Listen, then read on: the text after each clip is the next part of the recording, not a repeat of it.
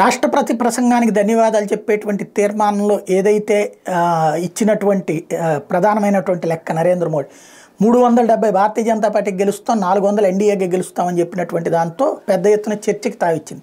అంత సీన్ ఉందా అన్నటువంటి వాస్తవంగా కొంత అవగాహన తను మొదటి నుంచి ఉన్నటువంటిది. 2014లో తొలిసారి ఆయన ప్రధానమంత్రి అభ్యర్థిగా అటువంటి సందర్భంలో అమిత్ షా నరేంద్ర మోడీలు చెప్పిన లెక్క ఆ రోజున 280 దాటుతాం మేము సొంతగానే అన్నటువంటిది, 300 ఎన్డీఏగా దాటుతాం అన్నటువంటిది. కరెక్ట్గా అలాగే జరిగింది. 283 ఆ రోజున వచ్చినటువంటి. అలాగే 2019 ఎన్నికలప్పుడు ఇంకే ఉంది, పని అయిపోయింది, బీజేపీది సంకీర్ణ ప్రభుత్వమే, ఎన్డీఏగానే అవసరమైతే వెంకయ్యనాయుడు ప్రధానమంత్రిని చేయమంటాం, లేకపోతే నితిన్ గడ్కరీని ప్రధానమంత్రిని చేయమంటాం అంటూ చంద్రబాబు నాయుడు రైట్ చేసినటువంటి సందర్భంలో కూడా 300 సీట్లు దాటుతాయని అప్పట్లో చెప్పింది. భారతీయ జనతా పార్టీకి 300 దాటుతాయి, అట్లాగే 350 ఎన్డీఏగా వస్తాయని అమిత్ షా నరేంద్ర మోడీ చెప్పారు.